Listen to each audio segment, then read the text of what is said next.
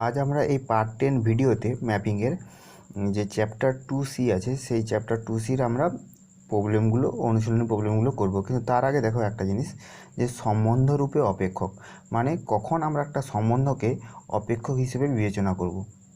কি বলেছিলাম যে একটা সম্বন্ধকে কখন অপেক্ষক রূপে বিবেচনা করব। এবার সম্বন্ধের ক্ষেত্রে কি হয়, যে সম্বন্ধের ক্ষেত্রে ক্রমিত জোড়গুলো থাকে। ধরো আমি কথায় বললাম আর একটা সম্বন্ধ, যেখানে ধরো 2, A, ধরো 2, B, আবার 3, C, এই ধরনের সম্বন্ধ থাকে, ক্রমিত জোড়গুলো থাকে। কিন্তু এটা কি আমরা অপেক্ষক বলতে পারবো? দেখো, অপেক্ষক বলতে গেলে এই যে আমরা যদি A ক্রস B হয়, A ক্রস B থেকে যদি এই পদগুলো নিয়ে থাকি, তাহলে সম্বন্ধের অপেক্ষকের ক্ষেত্রে কি হবে না, এ সেটে যতগুলো পদ থাকবে সমস্ত পদগুলোই ওই সম্বন্ধের মধ্যে থাকবে বা ওই অপেক্ষকের মধ্যে থাকবে। এর ধরো এর সেটের মধ্যে 2 আছে আর 3 আছে। এ সেটটা আমি কথায় বললাম 2 আর 3, আর বি সেটটা ধরো আমি বললাম ABC। যাই হোক, ABC। তাহলে দেখো এ সেটের মধ্যে কী আছে, 2, 3। দেখো এখানে 2 আর 3 আছে, সে ক্রমিত জোড় গঠন করছে। আর ABCও এখানে ABC বি সেটের মধ্যে আছে, এখানে ABC আছে। কিন্তু অপেক্ষকের ক্ষেত্রে কি হয় না, অপেক্ষকের ক্ষেত্রে যে 2 দেখো এখানে এর সঙ্গে সম্বন্ধে যুক্ত হয়েছে, আবার 2 বি এর সঙ্গে সম্বন্ধে যুক্ত হয়েছে। তাহলে এক্ষেত্রে আমরা এটাকে অপেক্ষক বলতে পারবো না। অপেক্ষক বলতে গেলে 2 সবসময় একটা পদের সঙ্গে যুক্ত হবে। কী হচ্ছে, একটা নির্দিষ্ট পদের সঙ্গে যুক্ত হবে। তাহলে দেখো এটাকে আমরা তো সম্বন্ধ বলতে পারছি, কিন্তু এটা তাহলে অপেক্ষক হচ্ছে না। কী হচ্ছে, এটা অপেক্ষক হচ্ছে না। তাহলে দেখো, যখন আমরা সম্বন্ধকে একটা অপেক্ষক হিসেবে বিবেচনা করবো তখন কী কী শর্ত মেনে চলবে। প্রথম শর্ত হচ্ছে এর সমস্ত পদগুলো ওই অপেক্ষকের মধ্যে থাকতে হবে, এবং দ্বিতীয়ত হচ্ছে কি না, একটা নির্দিষ্ট পদের সঙ্গে যুক্ত হবে। এই দুটো শর্ত। তাহলে দেখো এখানে কী লেখা হচ্ছে, তাহলে দেখো এখানে কী লিখছি, যে মনে করো কোনোটি শূন্য সেট নয় এমন দুটি সেট এ ও বি, এ এবং বি, মানে এ আর বি কোনোটা শূন্য সেট নয়। তাহলে কি হবে, এ থেকে বিতে সংজ্ঞাত একটি সম্বন্ধ এফকে, মানে এখানে সম্বন্ধকে আমরা এফ ধরছি, এফকে অর্থাৎ কি এ ক্রস বি এর একটি উপসেটকে, মানে এ ক্রস বি থেকে তো উপসেট নেওয়া হয় সম্বন্ধের ক্ষেত্রে, তেমন এ ক্রস বি এর একটি উপসেটকে বি সেটে এ সেটের একটি অপেক্ষক বলা হবে যদি কি না এফের ক্ষেত্র এ হয়। এফ যে সম্বন্ধটা নিচ্ছি, যদি এটা এফ হয়, তার যে ক্ষেত্রটা যদি এ সেট হয়ে যায়, প্রথম শর্ত এটা। আর 2 নম্বর শর্ত কি, ধরো এফের মধ্যে x, y এবং x, z যদি এফের মধ্যে থাকে, তখন আমরা কি বলবো না, এক্স এখানে ওয়াইতে সম্বন্ধে যুক্ত হচ্ছে, আবার এক্স জেডে হচ্ছে। তখন অপেক্ষক হতে গেলে এই ওয়াই আর জেড কী হতে হবে, সমান হতে হবে। এটা ইমপ্লাই করবে না ওয়াই সমান জেড, অর্থাৎ এফের অন্তর্গত দুটি ভিন্ন ক্রমিত জোড়ের, মানে এফের মধ্যে যদি ভিন্ন দুটো এরকম আলাদা যদি ক্রমিত জোড়ের একই প্রথম স্থানাঙ্ক হবে না, মানে এই ওয়াই আর জেড যদি আলাদা হয় তাহলে সেক্ষেত্রে এক্সটা একই হবে না, মানে এখানেও এক্স হবে এখানেও এক্স হবে, এরকম হবে না। এই দুটো যদি আলাদা হয়, আর দুটোই যদি এফের মধ্যে থাকে, তাহলে সেখান থেকে আমরা বলতে পারবো ওয়াই আর জেড কী হবে, সমান হবে। তাহলে এই দুটো কন্ডিশান বা শর্ত যদি মেনে চলে তাহলে একটা সম্বন্ধকে অপেক্ষক বলা যাবে। বোঝা গেল? ঠিক আছে, এবার আমরা অনুশীলনের প্রবলেমগুলো করব। দেখো বহু বিকল্প উত্তরধর্মী এখানে কি বলেছে, এগুলো আমরা মুখে মুখে করে নিচ্ছি। দেখো, যে মনে করো সব বাস্তব সংখ্যার সেট আর, মানে আর কি বলছেন, একটা বাস্তব সংখ্যার সেট, এবং এফ একটা অপেক্ষক যেটা আর থেকে আরে গিয়েছে। অপেক্ষক আর সেখানে এফ এক্স সমান কী দেওয়া আছে, সাইন এক্স দ্বারা সংজ্ঞাত। তাহলে সব এক্স বিলংস টু আর এর জন্য তাহলে এফের পাল্লা কোনটা হবে, এই 4টা অপশানের মধ্যে কোনটা হবে। দেখো, আমরা সাইন এক্সের মান আমরা জানি, যদি এক্স যদি আর এর মধ্যে হয়, তাহলে এই সাইন এক্সের মান কত থেকে কতর মধ্যে হয় না, -1 থেকে +1 মধ্যে হয়। সবসময় কি সাইন এক্সের মান আর এর মান যাই হোক না কেন, মানে বাস্তব সংখ্যা সেট যদি হয়, তাহলে সাইন এক্সের মান সবসময় কী হবে, -1 অথবা -1 থেকে বড়, এবং +1 বা +1 থেকে ছোট এর মধ্যে হয়। তাহলে এই অপশানগুলোর মধ্যে দেখো, যে কোন অপশানটা হচ্ছে, এটা তো লেস দেন হচ্ছে, এটা ইনফিনিটিভ তো হবে না, এই দুটো হবে না, এই দুটোর মধ্যে এখানে লেস দেন আছে, এটা হবে না, এইখানে লেস ইকুয়াল টু মানে 4-এর ডি এরটা হবে, মানে এফ সাইজের -1 less equal to F x less equal to 1 এবং এফ এক্স বিলংস টু আর, এইটা তাহলে 4-এরটা হচ্ছে। বোঝা গেল যে আমরা জানি সাইন এক্সের মান -1 থেকে 1-এর মধ্যে হয় এবং -1 এবং 1কে নিয়েও হয়, কারণ সাইন এক্সের মান 1ও পাই, π/2তে আমরা 1 পাই, তাই তো সেই যাই, তাহলে এর মধ্যে এই রেঞ্জের মধ্যে হচ্ছে, তাহলে ডি এর অপশানটা হচ্ছে। বোঝা গেল। এবার 2-এরটা দেখো, বলছে নিচের কোন বিবৃতিটি সত্য, এগুলোর মধ্যে 3টে মিথ্যে দেওয়া আছে, একটা সত্য দেওয়া আছে। এবার আমাকে দেখতে হবে, দেখো যখন এখানে বলছে মনে করো এফ এক্স সমান 2x² - 9, নিয়ম এন এর প্রত্যেকটি পদকে তার নিজের সঙ্গে যুক্ত করে, মানে এন থেকে এনে বলছে, তাহলে এফ এক্স দ্বারা এন সেটের ওই একই সেটে একটি অপেক্ষক সংঘাত হয়, মানে এটা একটা অপেক্ষক সংঘাত হচ্ছে কেন দেখি, ধরো আমি এক্সের মান যদি 1 বসাই, তাহলে এখানে কত হবে, 2 × 1² মানে 2 - 9 কত -7, সেটা তো আর এনের মধ্যে নেই, তাহলে আমি 1 যখন এক্সের মান 1 ধরছি, তখন এফ অফ এক্সের মান আমরা -7 পেয়ে যাচ্ছি, তাহলে সেটা এনের মধ্যে নেই, তাহলে এখান থেকে আমরা বলতে পারবো কি এটা হচ্ছে মিথ্যা। এবার বি এরটা দেখো, বলতো এফ সাইজের এ থেকে বি, এফটা কোথায়, এ থেকে বিতে আছে, দ্বারা বি সেটের একটি সংঘাত অপেক্ষক সংঘাত হলে এ সেটের একটি পদকে বি সেটের দুটি ভিন্ন পদের সঙ্গে যুক্ত করা যায় না, মানে এ সেটের একটা পদকে বি সেটের দুটো ভিন্ন মানে আলাদা পদের সঙ্গে কি বলছে না যুক্ত করা যায় না। এইটা তাহলে ঠিক বলেছে, কারণ এ সেটের যে কোনো একটা পদ বি সেটের একটা নির্দিষ্ট পদের সঙ্গেই যুক্ত হবে, সে কখনো দুটো আলাদা পদের সঙ্গে এরকম করে যুক্ত হতে পারবে না, তাহলে এটা যায় না বলেছে, তাহলে এই বি এর অপশানটাই ঠিক। আর বাকি সি এরটা আমরা চেক করি, সি আর ডিটা একটু চেক করে নিই। এখানে এ বলেছে কত, এ 2 3 4 আর বি 1 2 5 এবং R1 সমান এটা দেওয়া হয়েছে, বলছে হলে বি সেটে এ সেটের একটি সম্বন্ধ, তাহলে R1 সম্বন্ধ বি সেটে এ সেটের একটি অপেক্ষক হবে কিনা। দেখো অপেক্ষক হতে গেলে এখানে এ সেটে কত 2 3 4 আছে, কিন্তু R1 সম্বন্ধে দেখো 2 আর 4 আছে, 3 নেই, কী হচ্ছে 3 নেই, তাহলে 3 বি সেটের কোনো পদের সঙ্গে যুক্ত হচ্ছে না, যেহেতু 3 কোনো পদের সঙ্গে যুক্ত হয়নি, তার মানে আমরা কি বলতে পারবো যে এটা একটা সম্বন্ধ বা অপেক্ষক হবে না। বুঝা গেল, তাহলে এটা কি আছে, অপেক্ষক হবে বলেছি, তাহলে এটা মিথ্যা। আর ডি এরটা দেখো, এ সমান একটা সেট বলা আছে, বি সমান বলা আছে, R2 একটা বলা আছে, তাহলে বি সেটে এ সেটের একটি সম্বন্ধ, তাহলে R2 সম্বন্ধ বি সেটে এ সেটের অপেক্ষক হবে, এটা হবে বলেছে।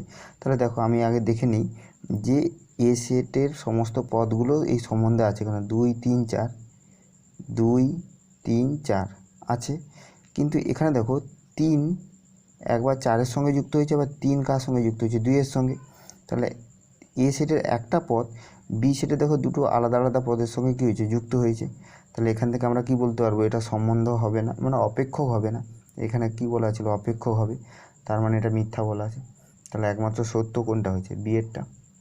বোঝা গেল। এবার 3-এরটা দেখো, 3-এরটা বলছে মনে করো এ একটা সেট দেওয়া আছে এবং জেড হলো পূর্ণসংখ্যা সেট, তাহলে এফটা কি বলেছে এ থেকে জেডে, এফ সাইজের এ টেন্ডস টু জে, মানে এফটা এ থেকে জেডে অপেক্ষক এফ এক্স সমান কী দেওয়া আছে না x² - 5x + 2 দ্বারা সংজ্ঞাত হয়, তাহলে নিচের কোনটি 2 এর প্রাকবিম্ব, মানে 2 এর প্রাকবিম্ব আমাকে বের করতে হবে। তাহলে দেখো এটা আমি একটু করে দেখাচ্ছি,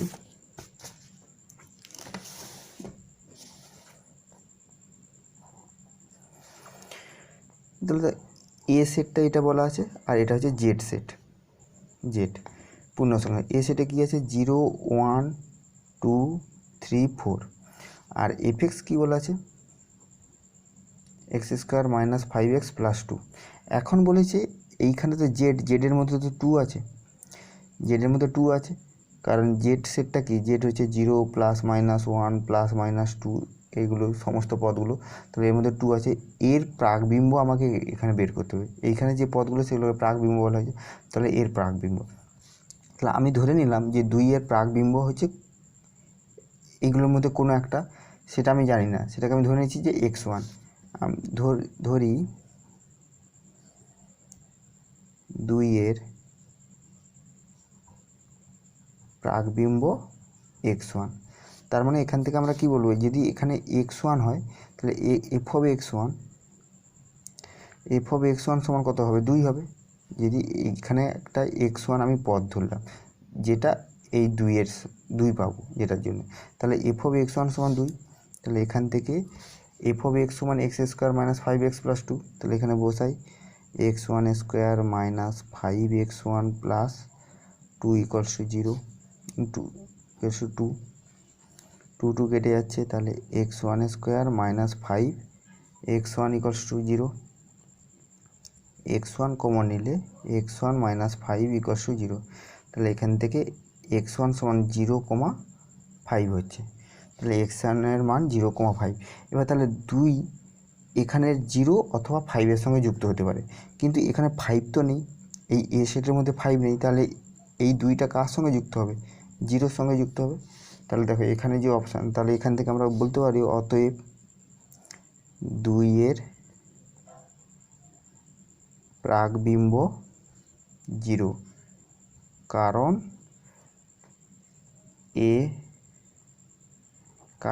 5 ডাজ নট বিলংস টু এ, কারণ 5টা এ সেটের মধ্যে নেই। তাহলে 2-এর প্রাকবিম্ব হচ্ছে 0। তাহলে 2-এর প্রাকবিম্ব এখানে 0। কোন অপশানটা হচ্ছে, 3-এর ডি। 3-এর হচ্ছে কি ডি এর অপশানটা। বোঝা গেল? দেখো 4-একটা কী বলেছে, যে মনে করো এ একটা সেট দেওয়া আছে, বি একটা সেট দেওয়া আছে এবং এফ সাইজের এ টেন্ডস টু বি চিত্রণ এফ(x) দ্বারা সংজ্ঞাত বলেছে। তাহলে নিচের কোনটি -2 এর প্রতিবিম্ব বলেছে, এখানে প্রাকবিম্ব নয়, এখানে কি বলেছে, প্রতিবিম্ব বলেছে। তাহলে প্রতিবিম্ব মানে বি সেটের মধ্যে আমাকে পদগুলো বের করতে হবে, সেগুলো হচ্ছে প্রতিবিম্ব। এইগুলো হচ্ছে এ সেটের মধ্যে পদ হলে প্রাকবিম্ব হবে, বি সেটের মধ্যে যে পদগুলো পাবো সেগুলো হচ্ছে প্রতিবিম্ব। তাহলে -2 এর প্রতিবিম্ব। তাহলে -2 এর যখন প্রতিবিম্ব বের করবো, তাহলে এফ অফ এক্সের জায়গায় -2 বসিয়ে দেবো। বসিয়ে দিলে এটা দেখবো কত হচ্ছে। দেখো -2 যদি বসানো হয়, এখানে কত, 2 স্কোয়ার মানে 4, 4 2 8, আর এখানে এক্সের মান -2 বসালে -2, আর এখানে -6 বিয়োগ করে কত, 0। তাহলে -2 এর প্রতিবিম্ব কত হচ্ছে, 0 হচ্ছে। -2 এর প্রতিবিম্ব 0 মানে এর অপশানটা হচ্ছে। বোঝা গেল?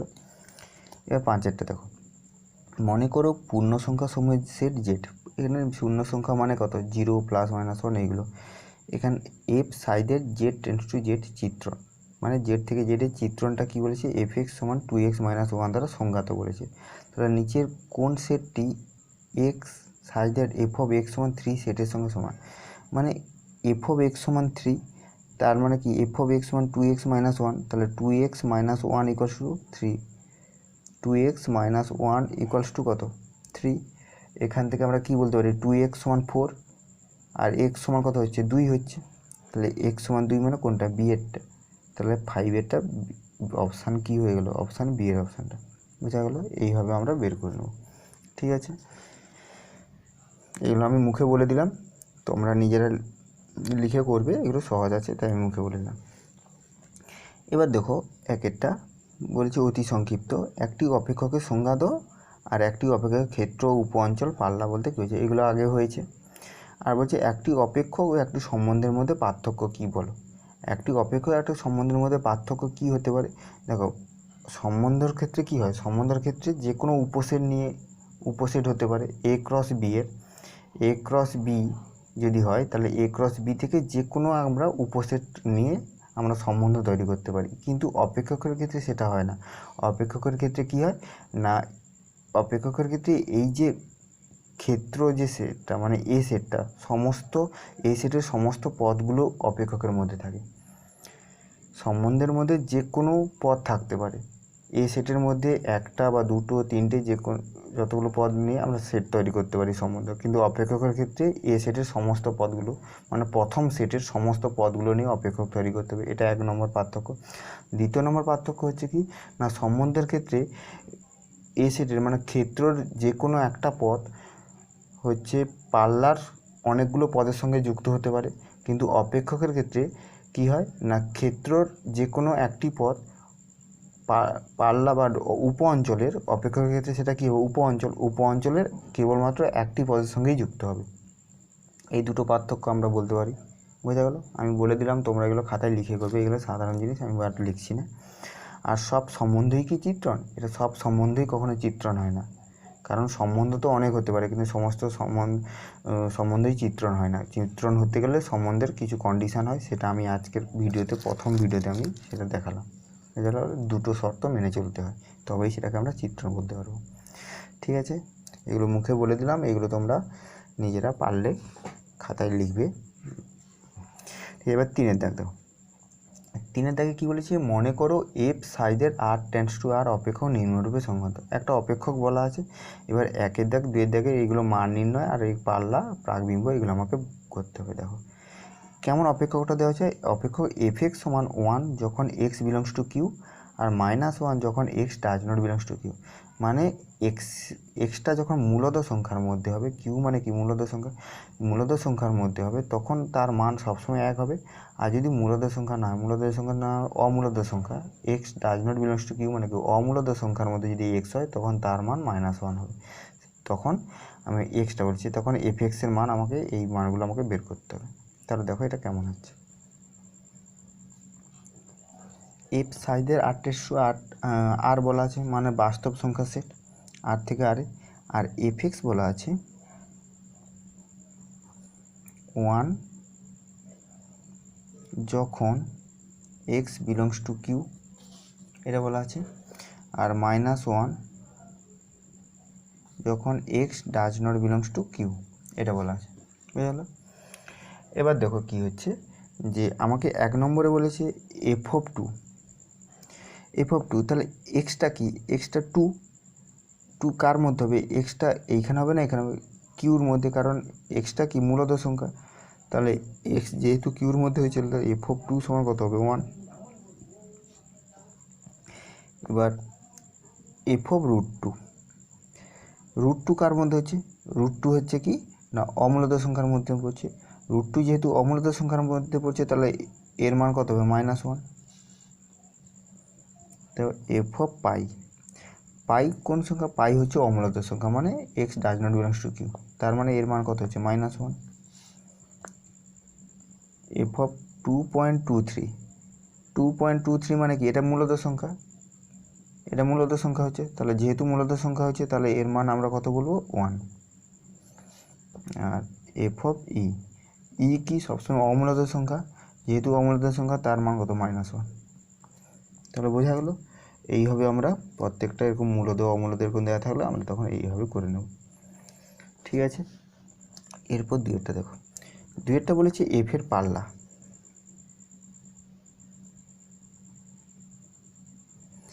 এফের পাল্লা মানে এক্সের মান সমস্ত মানের জন্য আর এর মধ্যে যদি থাকে, আর এর সমস্ত মানের জন্য এফ অফ এক্সের মান আমরা সবসময় কত পাবো, হয় 1 পাবো, না হয় -1 পাবো। তাহলে এটাই হচ্ছে পাল্লা। তাহলে 1, -1 এটা হচ্ছে কি না এফের পাল্লা। বোঝা গেল? এবার 3-এরটা বলেছে 1 ও -1-এর প্রাকবিম্ব সমূহ লিখো। তাহলে 1-এর প্রাকবিম্ব কী হবে, 1-এর প্রাকবিম্ব হচ্ছে এই এক্স বিলংস টু কিউ। 1-এর প্রাকবিম্ব হচ্ছে কি, 1-এর প্রাকবিম্ব হচ্ছে মূলদ সংখ্যা সেট, আর -1-এর প্রাকবিম্ব কী হবে, অমূলদ সংখ্যা সেট। তাহলে এখান থেকে আমরা লিখতে পারি যে 1-এর প্রাকবিম্ব হচ্ছে মূলদ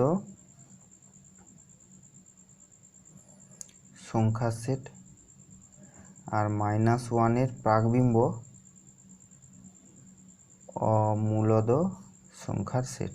বুঝা গেল? এগুলো হচ্ছে কি প্রাকবিম্ব। তাহলে আমরা এখান থেকে দেখে দেখেই বলতে পারবো, এগুলো আমরা কোষে আর বের করতে হবে না, এগুলো দেখেই বলবো। ঠিক আছে, এবার নেক্সট 4-এর দাগ দেখো। 4 থেকে বলেছে যে ক্ষেত্রে ডোমেন মানে ক্ষেত্রে এফ অফ এক্স সমান এত এবং জি এক্স সমান এত অপেক্ষক দুটি সমান তা নির্ণয় করো। মানে আমাকে বলেছে এফ এক্স একটা অপেক্ষক, জি এক্স একটা অপেক্ষক, এবং যে ক্ষেত্রের মধ্যে এফ এক্স আর জি এক্স সমান হবে সেই অপেক্ষক দুটি তা নির্ণয় করবো, মানে ক্ষেত্রটা আমাকে নির্ণয় করতে হবে। তাহলে যেহেতু আমাকে সমান বলেছে, তাহলে এফ এক্স সমান জি এক্স করে এখান থেকে এক্সের মান বের করলেই হবে, কারণ এক্সটাই হচ্ছে কি ক্ষেত্র, ক্ষেত্রের মধ্যে এক্স। তাহলে দেখো এটা, তাহলে লিখবো যেহেতু এফ এক্স ও gx অপেক্ষক দুটি সমান,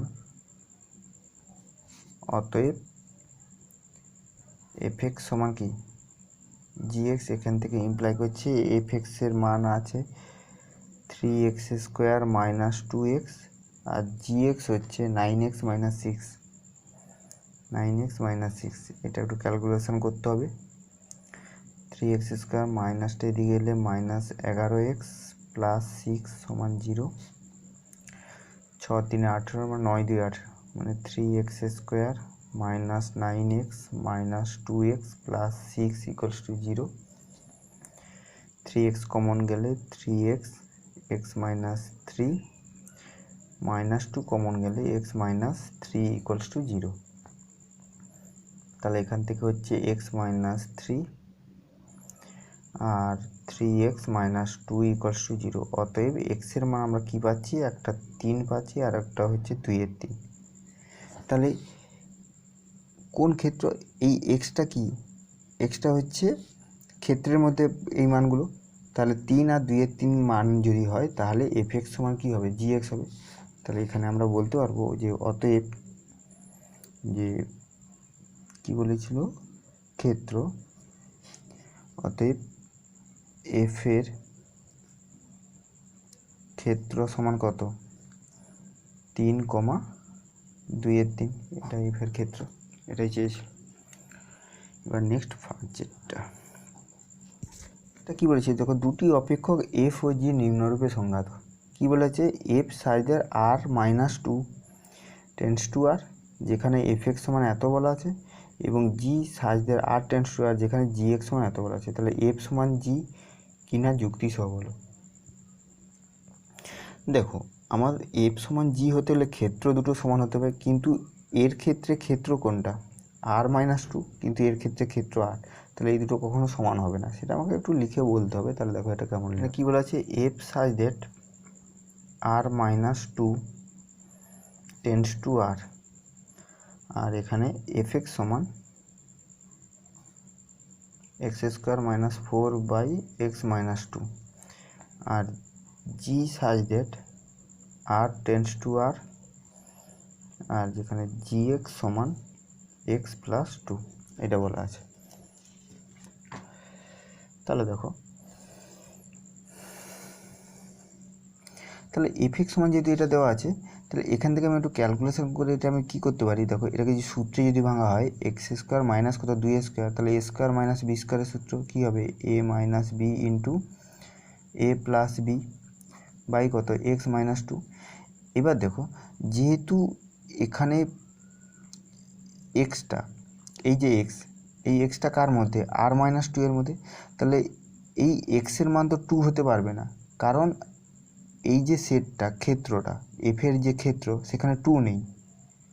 যেহেতু 2 নেই, তাহলে এক্সের মান কখনো 2 হতে পারবে না। যেহেতু এক্সের মান 2 না হলে এই পথটা কী হবে, নট ইকুয়াল টু 0 হবে। যেহেতু নট ইকুয়াল টু 0, তাহলে এই দুটো কেটে যাচ্ছে। তাহলে এখান থেকে আমরা বলতে পারবো সমান x + 2। এখানে লিখব যেহেতু x নট ইকুয়াল টু 2। তাহলে এখান থেকে fx পেলাম কি, x + 2। এখান থেকে gx কত দেওয়া আছে, সেটাও x + 2 দেওয়া আছে। তাহলে এখান থেকে আমি বলতে পারবো f ও g এর থেকে আমরা বোঝা যাচ্ছে x + 2 দুটোই সেম হয়ে যাচ্ছে। তাহলে দেখো এখানে আমি বলছি, সুতরাং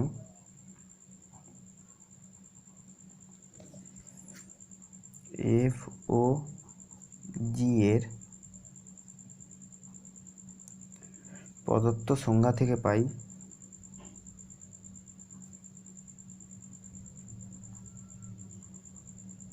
সংজ্ঞা থেকে সহজেই বোঝা যায়, লিখি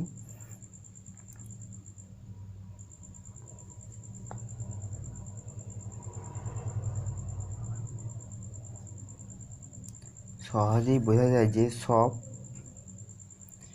x বিলংস টু r - 2 এর জন্য fx সমান gx। তাহলে দেখো এখানে ক্ষেত্রটা কি হচ্ছে, দেখো দুটোর ক্ষেত্রে fxটা, এখানে fx যা পাচ্ছি x + 2, এখানে gxও সেম পাচ্ছি। মানে যখন আমরা এই সেটটা হচ্ছে এই দিকের পদগুলো সব সমান পাচ্ছি, এক্স প্লাস টু করে পাচ্ছি, সেম পাচ্ছি। তাহলে এইখানে প্রথমটার ক্ষেত্রে আর মাইনাস টু বলেছে, এখানে যদি ওইটা যদি আর মাইনাস টু হয় ক্ষেত্রটা, এর ক্ষেত্র আর ক্ষেত্র যদি সমান হয়ে যায় তাহলে আমরা বলতে পারবো যে দুটো সমান। ওই জন্য আমি লিখলাম যে এফ ও জি এর প্রদত্ত সংজ্ঞা থেকে আমরা সহজেই বোঝা যায় যে সব x belongs to R minus two এর জন্য এফ এক্স সমান জি এক্স। কিন্তু এখানে কি বলা আছে, এফ এর ক্ষেত্র সমান কত, আর মাইনাস টু, এবং জি এর ক্ষেত্র সমান আর। তাহলে দুটো ক্ষেত্র আলাদা হচ্ছে, সুতরাং আমরা কি বলতে পারি,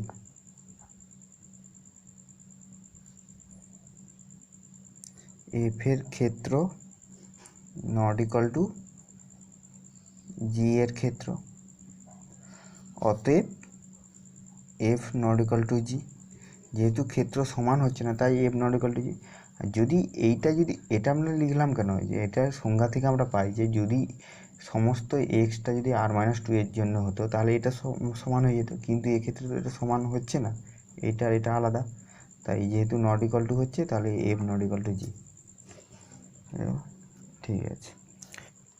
ঠিক আছে, আজ এতটাই থাক। আজ বেশি পড়ালাম না, যতটা পড়েছি সেটা ভালো করে তোমরা দেখো, প্র্যাকটিস করো।